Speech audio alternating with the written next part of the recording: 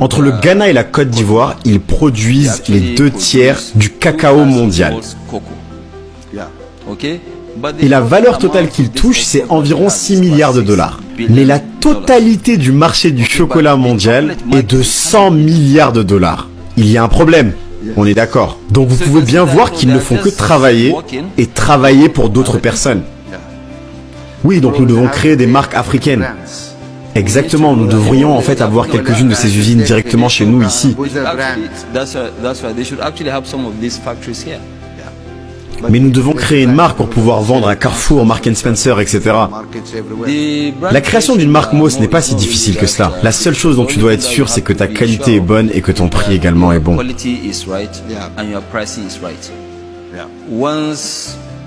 Une fois que tu as ça, personne ne regarde là où ça a été manufacturé. Parce que vous savez, la majorité des chaussures que vous achetez en Italie ne sont pas fabriquées en Italie.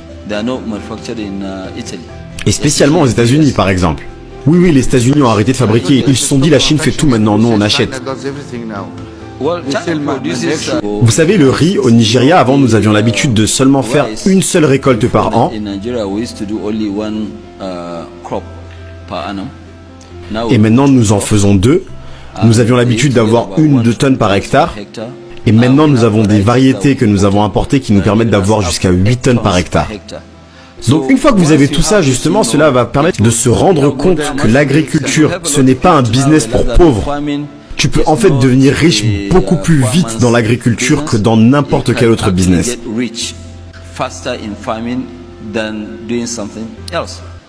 Si jamais vous regardez bien, aujourd'hui nous avons beaucoup de fertilisants que nous avions l'habitude d'importer.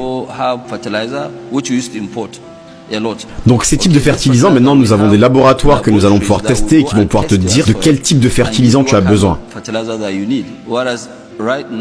Aujourd'hui, les gens utilisent le même fertilisant pour le haricot, pour le riz, pour le sucre. Donc ils ne différencient pas et en plus cela inclut le type de sol que tu as. Donc ils perdent de la performance. Pourquoi est-ce que dans ce cas vous ne créerez pas une sorte de guide pour pouvoir le faire? Vous êtes un expert dans le secteur de ce que je vois. Aidez-nous, autres pays africains, à apprécier la manière de le faire bien.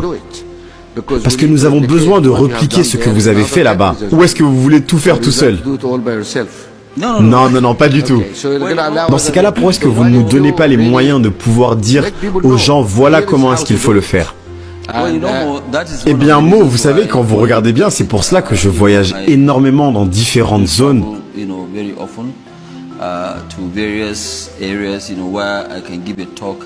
Où je peux aller et parler comme aujourd'hui, parfois à l'extérieur du Nigeria, parfois à l'intérieur du Nigeria, et dire à tout le monde, hey, regarde, tout cela est un mythe, rien n'est impossible, on peut le faire ensemble, nous en tant qu'Africains.